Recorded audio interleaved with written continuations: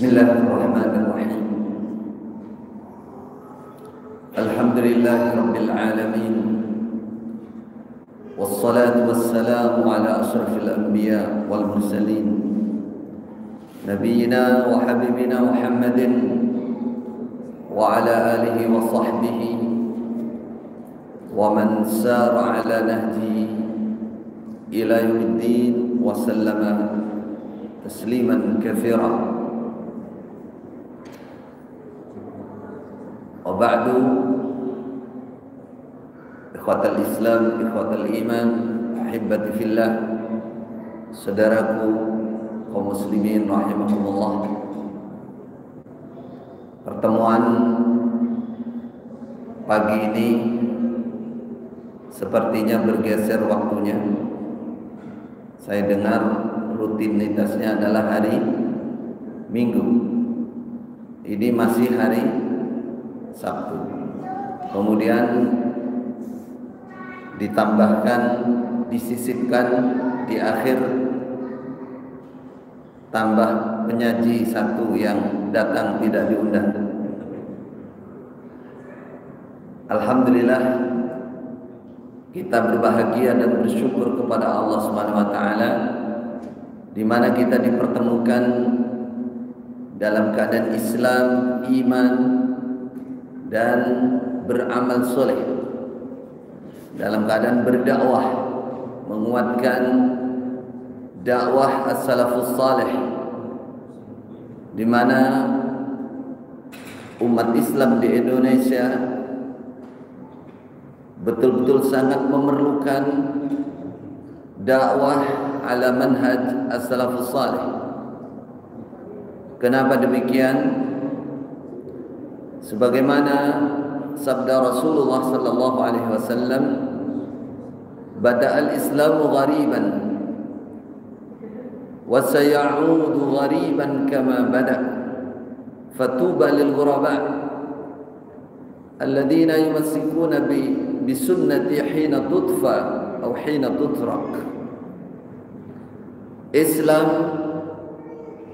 yang sesuai dengan sunnah Rasulullah sallallahu alaihi wasallam bermula dengan asing, dianggap gharib, asing sekali, karena tidak sesuai dengan adat istiadat ataupun keyakinan agama yang ada pada saat itu.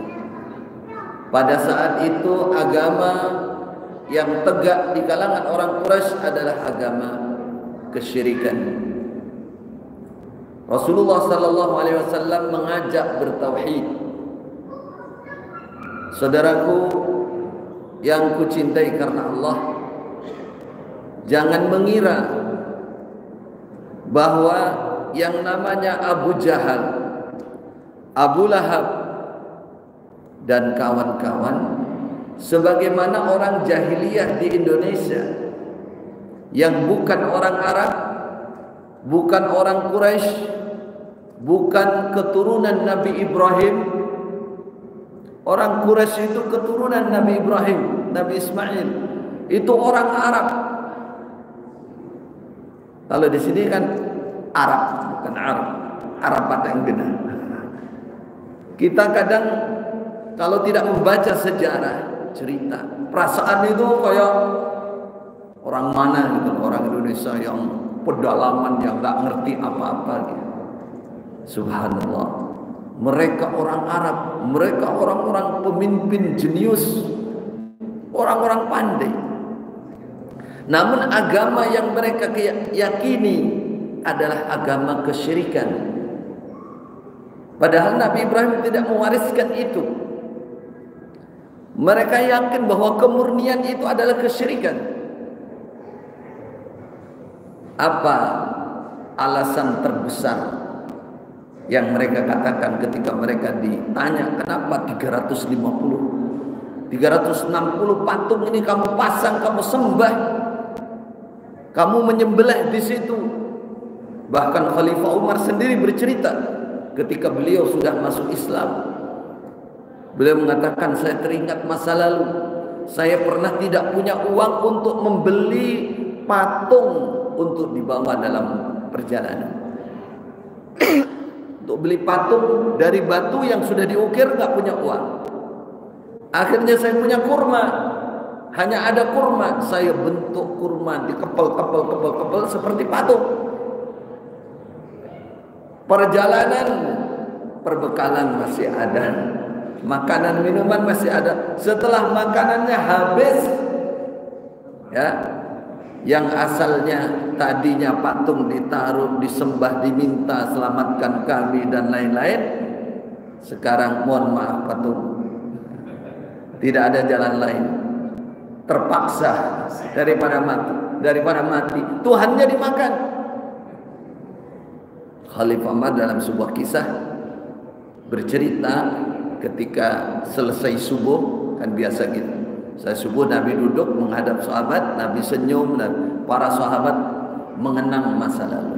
Saudaraku, yang bisa kita ambil, kenapa dakwah ala manhaj as-salafus salih harus kita hidupkan di negara kita ini?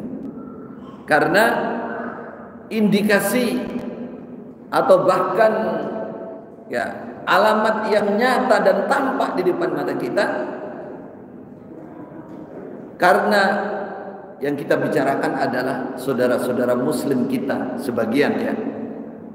Alasannya seperti orang zaman dulu. Saya katakan Abu Jahal, Abu Lahab tadi itu bukan orang ketinggalan zaman atau apa, itu orang kota Ummul Qura, Mekah.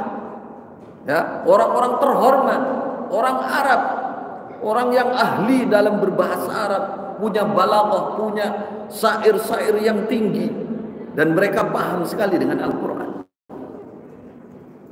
Kalau orang sekarang dijadikan orang alim, itu bukan orang biasa. Datang Al-Quran, turun Al-Quran, mereka paham sebenarnya apa itu Al-Quran, dan mereka yakin bahwa Al-Quran itu bukan dari manusia, hanya karena gengsi, baghyan wa hasadan dan hal-hal lain itu yang membawa mereka kepada kekufuran. Apa yang mereka jawabkan ketika mereka ditanya kenapa menyembah patung? Mereka katakan, ma na'buduhum illa liyuqarribuna ila Allahi zulfa. Kami tidak beribadah kepada patung ini kecuali patung-patung ini atau yang diwakili oleh patung ini, orang-orang soleh, supaya mereka mendekatkan kami kepada Allah. Coba ambil kalimat ini. Mereka ingin dekat sama Allah, dan mereka yakin ada sesuatu yang bisa mendekatkan mereka kepada Allah. Berarti sebenarnya kalau dilihat, mereka kenal Allah, sangat kenal dengan Allah. Bukan kok jahiliyah kafir, nggak kenal, buta huruf sama sekali, bukan. Bahkan mengatakan mereka bisa memastikan haula'i syufa'auna indallah, mereka inilah yang pasti bisa menolong kami di sisi Allah nanti. Coba betapa miripnya, mohon maaf, dengan sebagian teman-teman kita yang mengatasnamakan dirinya Islam, namun mereka sudah melakukan penyimpangan dalam akidah Islam tidak terasa dengan alasan ini tadi. Wah, itu guru kami yang terhormat, kiai kami, habib kami, apalagi ustadz kami, sesepuh kami, itulah yang bisa mendekatkan kami kepada Allah. Sampai mati pun masih terus didatangi kuburan. Mohon maaf ya. Nah, setelah ditanya, apa jawabannya? Kami yakin mereka orang-orang terhormat, merekalah yang bisa mendekatkan kami kepada Allah. Selama tidak menyembah, ya, selama tidak menyembah terang-terangan, kita bisa melihat sebagaimana orang Quraisy sujud, ruku, mohon kepada batu, menyembelih, bernadar di situ. Kita belum bisa menghukumi langsung musyrik, tapi itu sangat mendekati sudah.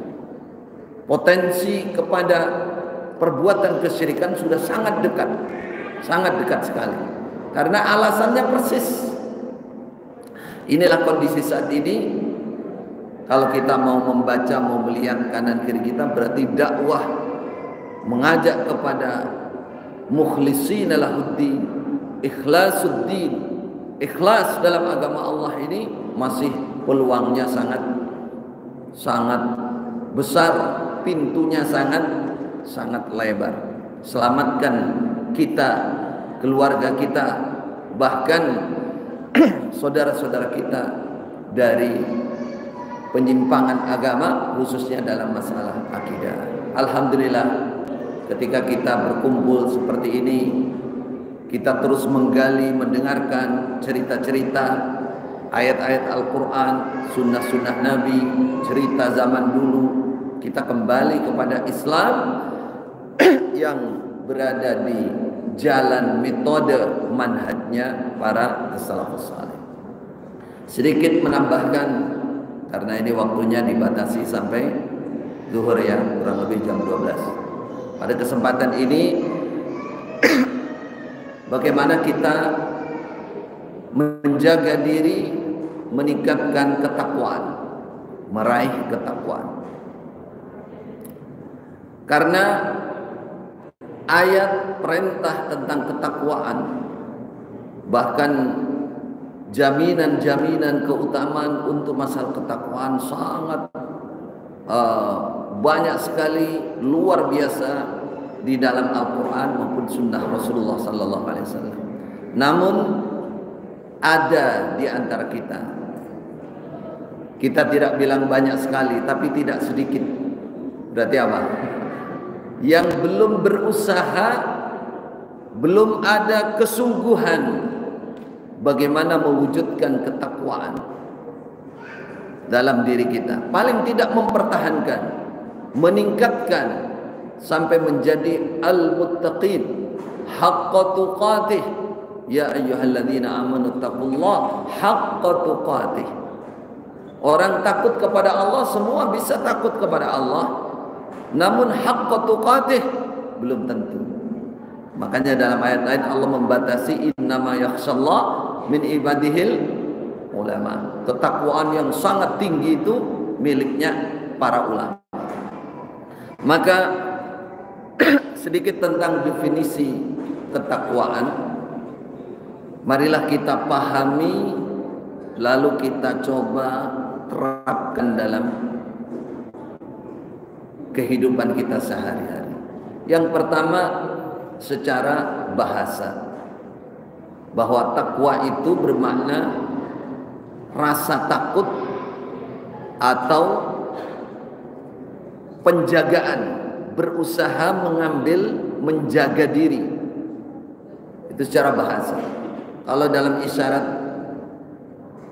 sabda Nabi Sallallahu Alaihi Wasallam, beliau mengatakan at-taqwa hahuna, at-taqwa hahuna, at-taqwa hahuna, wa yushiru ila sadrih. Ketakwaan itu ada di sini, ada di sini, ada di sini. 3 kali Rasulullah. Kalau Rasulullah bersabda 3 kali, berarti itu sesuatu yang sangat menentukan. Pondasi ketakwaan itu ada di dalam hati. Nabi isyarat. Apa yang dimaksud?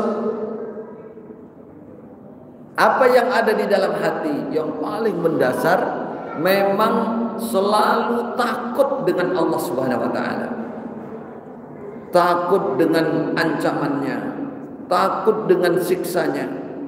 Siapa yang perasaan itu selalu dominan ada di dalam hatinya, berarti itu menjadi tolak ukur tingkat ketakwaan seseorang kepada Allah Subhanahu wa taala. Adapun definisi secara istilah yang paling sering dibahas oleh para ulama, namanya al-imtithal bi awamirillah wal istinab an-nawahihi. Melaksanakan perintah Allah, menjauhi larangan Allah, dengan mengikuti atau berdasar syariat Allah. Mengerjakan perintah Allah berdasar syariat Allah, menjauhi larangan Allah berdasarkan syariat Allah pula, bukan ngawur. Ada orang itu takut kepada Allah, melaksanakan perintah tapi semau dia sendiri, itu juga bukan takwa. Menjauhi larangan semau dia sendiri, dipikirkan atau dihayati sendiri sehingga bikin cara-cara supaya bisa takut kepada Allah, menisbatkan kepada sebuah ibadah tertentu, gerakan-gerakan tertentu yang akhirnya malah masuk ke ranah bid'ah. Karena bid'ah ini yang kita tidak inginkan. Jadi ketakwaan itu menilai seseorang takwa atau tidak secara lahir dilihat dari gerakan fisiknya. Siapa yang banyak mengerjakan perintah, banyak menjauhi larangan, itu bukti ketakwaannya. Adapun yang di dalam hati, yang mengerti adalah pribadinya masing-masing dengan Allah. Innallaha alimun bidzatis sudur. Baik, perintah ketakwaan seperti yang saya jelaskan tadi sangat banyak di dalam Al-Quran, sehingga para ulama sejak zaman dulu mendefinisikan takwa. Di antaranya kalau para sahabat, Khalifah Umar bertanya kepada, katakan, Ubay bin Ka'ab tentang ketakwaan. Ubay bin Ka'ab ini ahli Al-Quran, ulamanya sahabat kalau bahasa kita sekarang. Ditanya tentang ketakwaan, apakah takwa itu? Apa kata Ubay bin Ka'ab?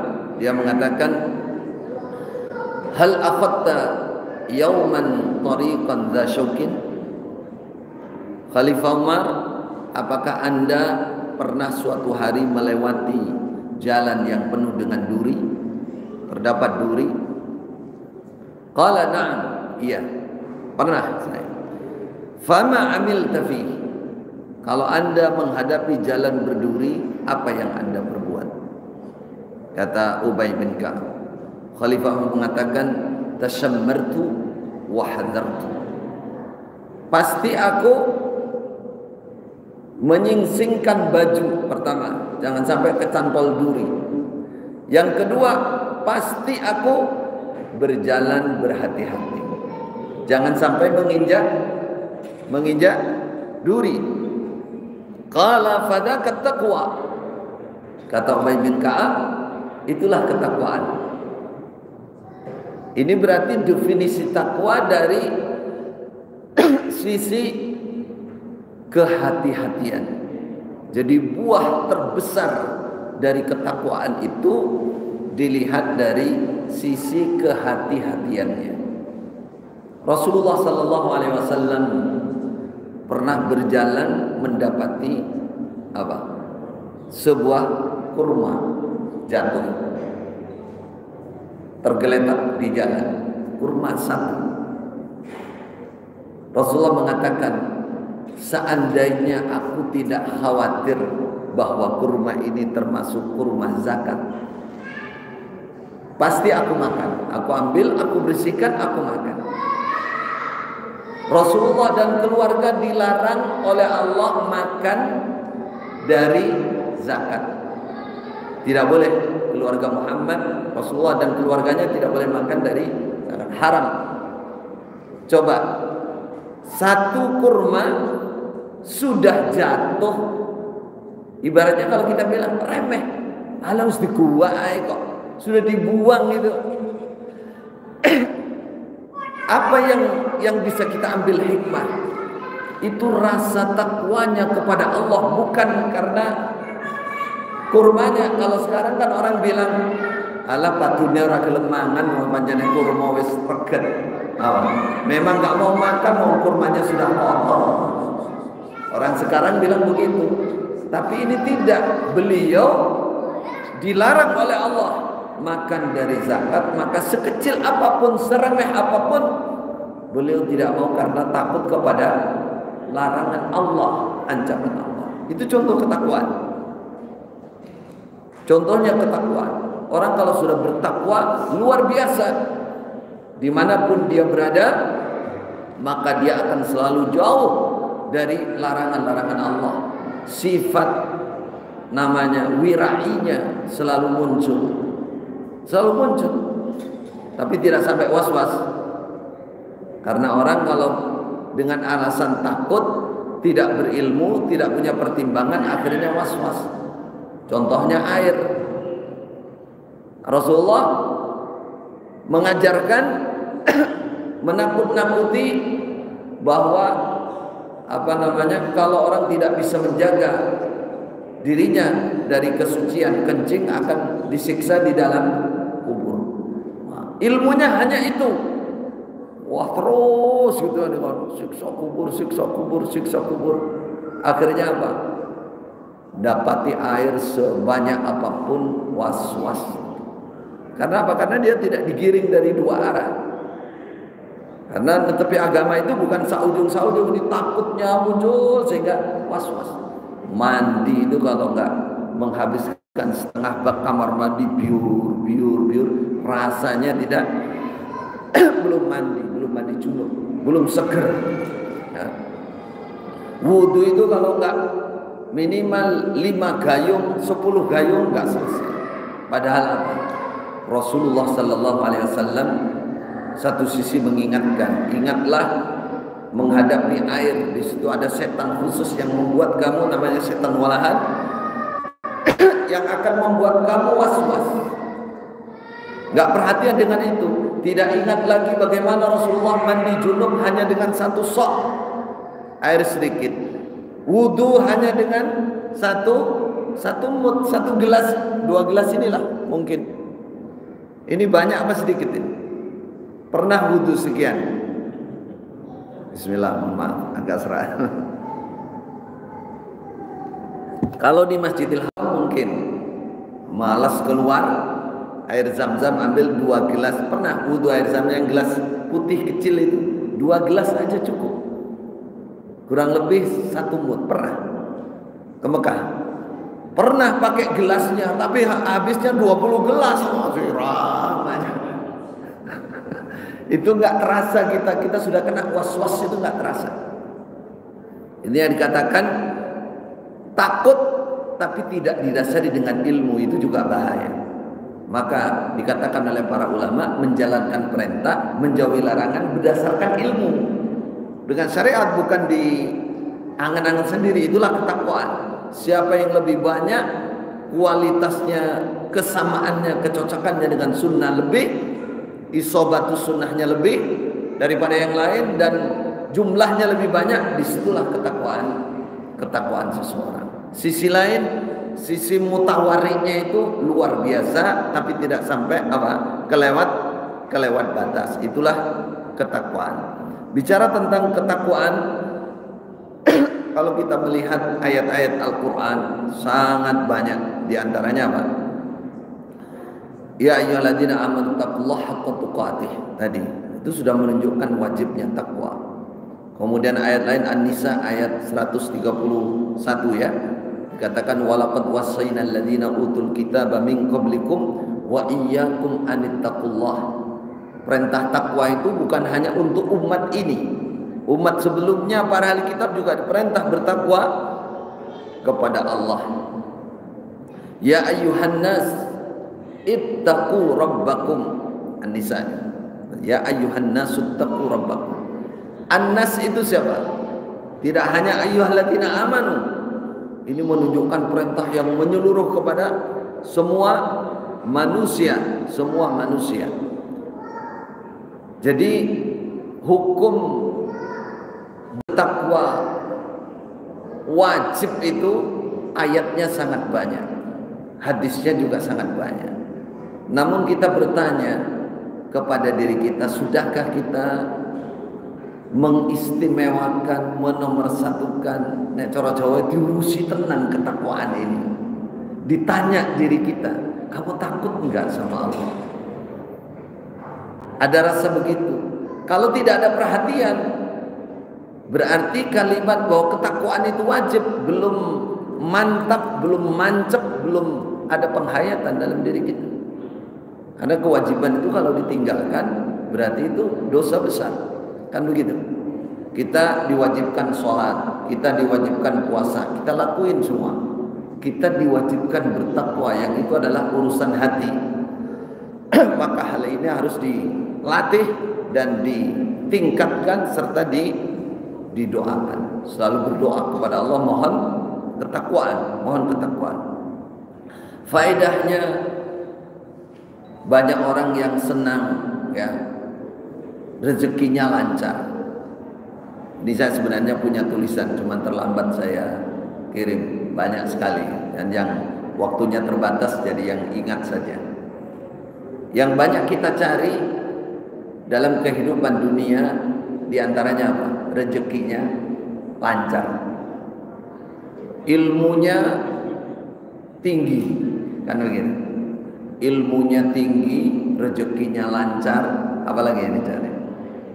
Badannya, permasalahan selesai. Kalau ada permasalahan pasti selesai. Badannya sehat walafiat. Ketakwaan itu semua fawaidnya, hikmah-hikmahnya ada di situ. In tattaqullah yaj'al lakum furqana. Kalau kalian bertakwa kepada Allah, maka Allah memberikan kepada kamu furqan. Furqan itu ilmu yang tinggi, ilmu yang bisa memilah-milah mana hak mana batil. Wattaqullah wa yu'allimukumullah. Bertakwalah kepada Allah, Allah mengajari kamu. Dengan ketakwaan itu Allah mengajari langsung. Kalau Allah mengajari langsung itu kurang lebih. Ini soalnya ada saat ini merasa diajari oleh Allah. Nah, gini harus ngerti nih kaidahnya kita, bagaimana Allah mengajari manusia. Secara lahir untuk umat Rasulullah sallallahu alaihi wasallam pasti medianya, wasilahnya adalah belajar. Tidak ada orang tidak belajar ilmu terus dia tahu-tahu muncul mengatakan aku diajari langsung oleh Allah. Namanya ladunni. Nah, ini banyak yang salah penerimaan di sini. Sehingga apa? Ilmu yang dia amalkan, yang dia sampaikan, yang dia dakwahkan menyimpang dari Al-Quran dan Sunnah, menyimpang dari syariat agama kita. Yang dimaksud diajari oleh Allah untuk umat Nabi Muhammad ini tentunya prosesnya adalah belajar dia. Ketika dia belajar, dia mendapatkan barokah hikmah yang lebih daripada yang lain. Ya, yang lebih daripada yang lain. Kadang dia baru belajar sebentar, dia sudah hafal, dia sudah mengerti maksudnya, bahkan dia oleh Allah diilhami hikmah-hikmah dari ayat, fawaid dari hadis itu dengan sendirinya. Namanya diajari oleh Allah. Gak boleh orang manggung mengatakan saya ilham dari Allah, gak pakai dalil. Akhirnya dia berbicara macam-macam. Bacalah Fatihah 100 kali. Setelah itu nanti menoleh ke kiri. Nanti kamu tinggal minta apa saja yang kamu minta. Kenapa harus menoleh ke kiri? Kan ini pertanyaannya. Ada apa di sebelah kiri? Setelah dipraktekkan, betul ada orang datang pakai jubah putih, bahasa Arab, ngaku malaikat Jibril. Belakangnya apa penutupnya? Is'al masyita. Silahkan kamu minta apa yang kamu mau. Nah, ini jin yang datang. Minta apa yang kamu mau itu Allah. Untuk Allah, bukan untuk makhluk. Melakukan kesyirikan tidak terasa. Nah, di sini makanya diberi furqan, diberi ilmu oleh Allah, tentunya lewatnya adalah ilmu yang dari Allah. Dia punya penguasaan, punya pendalaman yang lebih daripada yang lain. Maka kita semua berusaha bagaimana ketakwaan ini supaya ada pada kita, dengan cara diantaranya adalah selalu mengingat keagungan Allah. Itu yang paling sering diucapkan oleh para ulama, dan itu paling mudah untuk kita usahakan mendalami masalah ini supaya terbersit atau tertanam di dalam hati kita ketakwaan, mengingat keagungan Allah. Salah satunya begini, kalau kita baca ayat kursi ya. Wasi'a kursiyyuhus samawati wal ard wa la ya'udu hifdzuhuma. Dalam sebuah riwayat diceritakan Rasulullah duduk bertanya kepada para sahabat, kalian tahu apa di atas kalian? Langit. Kalian tahu berapa jaraknya dari bumi ini ke langit? Beliau katakan ini kalau ditempuh itu 500 tahun. Jadi kalau seandainya ini datar, orang menempuh dengan kendaraan biasa, unta atau kuda itu 500 tahun. Tiap langit ke langit itu sampai 7 langit itu 300 totalnya berapa? Berarti kalau 500 tahun kali 7 3.500 tahun. Sampai ke langit 7 3.500 tahun. Di atas langit ke-7 itu terdapat laut. Yang tebalnya laut itu juga perjalanan 500 tahun. Di atas laut itulah arsy Allah. Dipikul oleh 8 malaikat.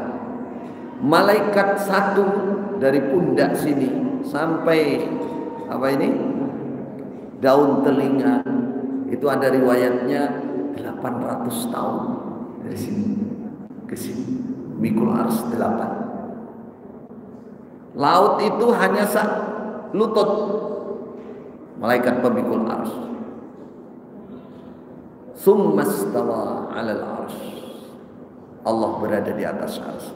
Tapi la ya'zubu anhu mithqalu dzarratin fis samawati wala fil ard. Tidak ada yang lepas dari pandangan Allah, dari pengetahuan Allah, semithqalu dzarrah, sekecil semut sekalipun, tidak ada yang lepas dari pengetahuan Allah, dari pantauan Allah, dari ilmu Allah, baik yang ada di langit maupun yang ada di bumi. Allahu Akbar. Kalau kita menghayati betapa agungnya, betapa besarnya Allahu Akbar, betapa kuatnya, betapa berkuasanya Allah Subhanahu wa taala, semuanya kecil. Siapa yang berani dengan Allah? Kita dengan punya musuh orangnya lebih tinggi, lebih kuat, kekar, pemarah, dan dia marah dan mengancam kita. Ya. Itu bawaan hati kita pasti takut sudah. Ketemu takut. Kita dengan Allah, coba dikatakan dalam ayat kursi itu, wasi'a kursiyyuhus samawati wal ard. Seandainya tempat telapak kaki, pijakan kaki itu, langit bumi, langit 7 itu dimasukkan ke tempat telapak kaki, pijakan kaki. Itu sebagaimana uang lempengan, 7 lempengan ditaruh di tanah lapang. Silakan dihayati betapa agungnya Allah, betapa besarnya Allah. Ketika ada seorang ulama ditangkap dengan tuduhan dan harus eksekusi mati di depan Hajjaj. Sebagian riwayat kalau tidak salah Sufyan Ats-Tsauri. Dikatakan Hajjaj sudah menyiapkan pedang, sudah menyiapkan nithab, tinggal penggal saja. Ketika orang alim ini masuk, justru Hajjaj yang jatuh pedangnya, neredek istilahnya, ketakutan. Setelah orang alim ini keluar, ditanya, ada apa? Kenapa Anda kok sangat berani dan justru Hajjaj yang malah ketakutan? Padahal orang lain baru dengar namanya Hajjaj ini sudah terkencing-kencing. Apalagi Hajjaj sudah menyiapkan pedangnya. Mesti orang sudah lemes semua. Ini enggak, jalannya tegak. Kata dia, ketika aku melihat Hajjaj, aku ingat keagungan Allah Subhanahu wa taala. Betapa besarnya Allah, betapa kuatnya Allah. Alah Hajjaj iki opo semut orangnya. Kalau Allah yang melindungi saya, maka Hajjaj pun tidak ada apa-apanya. Hasbunallah wa ni'mal wakil. Betul dekat dengan Allah. Ya Allah, Engkau yang mulia, Engkau yang mencukupi saya. Ringan aja, Hajjajnya malah yang terkencing-kencing. Itulah gambaran ketakwaan, saudara. Yaj'al lakum furqana. Bahkan dalam ayat juga disebutkan wa yarzuqum min haitsu la yahtasib. Orang biasanya kan ngejar begitu. Ketakwaan itu membawa rezeki. Ketakwaan, tawakal kepada Allah membawa rezeki yang dari mana tempat yang kamu tidak mengira. Nah, salah satu syekh kami ini penutup ya bercerita, ketakwaan itu luar biasa. Sampai dalam pelanggaran pun Allah menyelamatkan karena ketakwaan. Salah satu syekh kami dulu yang agak senang cerita ini, bercerita dulu mendengar dari kakeknya atau siapa bercerita ada seorang syekh punya murid banyak. Dan sebelum syekh ini mati berpesan kepada muridnya bahwa kalian tidak boleh hanya cari ilmu saja. Kalian harus kerja mandiri. Ada salah satu muridnya yang nanya, kalau kami kerja apa Syekh? Kami nggak punya keahlian apa-apa. Mudah saja, pokoknya lanjutkan keahlian bapak kamu. Keahlian bapakmu ya sudah, tinggal lanjutkan aja, mudah kan? Nah, ada salah satu murid yang ketaatannya luar biasa. Dia pulang sampai di rumah tanya sama ibunya, ibu, pokoknya kata Syekh saya harus mandiri dan bekerja. Pokoknya yang penting saya punya ketakwaan, pesannya Syekh. Mau kerja apa kamu nak? Pokoknya pesan saya harus melanjutkan, silahkan melanjutkan pekerjaan bapaknya. Sebenarnya bapak kerjanya apa toh bu? Tanya, ibunya diam. Jangan tanya kerja bapakmu, pokoknya kerjanya bapakmu. Akhirnya ibunya kepepet, bilang, bapakmu itu pencuri loh, maling bapakmu. Kata murid ini, wah ini berhubung pesannya wasiatnya Syekh, tak lakuin aja. Yang penting aku punya ketakwaan. Nah, akhirnya suatu malam dia nyoba apa? Ini yang cerita namanya Syekh Abdul Aziz At-Tambakti, bukan Abdul Aziz ini. Sana di Masjidil Haram. Ketika dia naik ke pagar orang, dia lihat, wah orang miskin ini nggak jadi, kasihan orang miskin, orang fakir musuh dizalimi. Nah, turun dia cari rumah lagi. Dia kadung naik, lompat masuk, setelah dilihat, wah ini Baitul Aitam wal Aramil, ini rumah untuk meramut panti asuhan ya, anak-anak yatim. Akhirnya nggak jadi, dia naik lagi. Ini nggak benar ini, saya harus cari orang yang kaya, yang pelit, yang ada yang dicari yang begitu. Hanya betul ketiganya dia naik dan betul masuk ke rumah orang kaya betul, rumah seperti istana. Akhirnya dia cari sunduk mal, kotak hartanya di mana, gudang hartanya. Ketemulah di situ. Ada banyak sekali kotak, ada uang, ada emas, ada macam-macam, ulang kalung banyak. Akhirnya dia hitung, ini emas segini banyaknya ini kemungkinan belum disakati, maka harus saya hitung ini ada berapa gram ini. Zakatnya disendirikan sininya, hitung lagi. Gitu itu sampai subuh. Wah, adzan nih, sholat di sini, sholat dulu. Jadi adzan, sholat dulu. Habis itu, wah ini yang punya rumah kayaknya nggak pernah sholat berjamaah ini. Saya panggil aja dulu lah biar sholat berjamaah, pahalanya banyak. Bahasa kita dulu terobosi. Dodoki, keluarlah ke rumah, terheran-herannya, kamu ini siapa? Kamu ini siapa? Kenapa emas harta berserakan di mana-mana? Kamu ini siapa? Anas Sarik. Aku ini pencuri katanya. Mana anta? Anas Sarik. Anas Sarik. Kenapa Sarik kok bertahan sampai subuh? Jadi yang punya rumah itu tanda tanya, ini kenapa nih? Anas Sarik. Saya pencuri katanya. Jadi kenapa ini kamu bisa kalau kamu pencuri kok nggak langsung kamu bawa? Ini sepertinya Anda belum pernah zakat. Ini saya pisahkan nih untuk zakat. Ya sudah, nggak usah banyak ngomong, sekarang sholat dulu, ayo kita sholat dulu.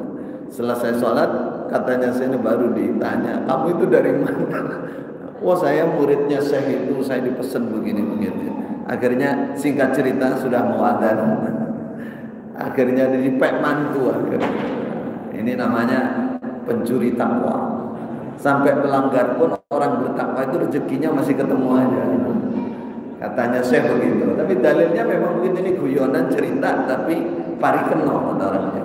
Bahwa ketakwaan itu membawa kemaslahatan, membawa pertolongan, membawa rahmat untuk kita mulai di dunia ini sampai di akhirat nanti. Semoga kita bisa melatih diri untuk meningkatkan ketakwaan sehingga menjadi hamba yang bertakwa kepada Allah, yang mendapatkan jaminan rahmat dari Allah dan insyaallah biiznillah dimasukkan ke surga Allah. Fa jazakumullahu khairan. Waktu yang terbatas, semoga apa yang bisa kita sampaikan pada kesempatan ini dapat bermanfaat dan berbuah barokah untuk kita semua. Mohon maaf atas segala kekurangan. Wassalamualaikum warahmatullahi wabarakatuh. Subhanallah. Asyhadu an la ilaha illallah, astaghfirullah.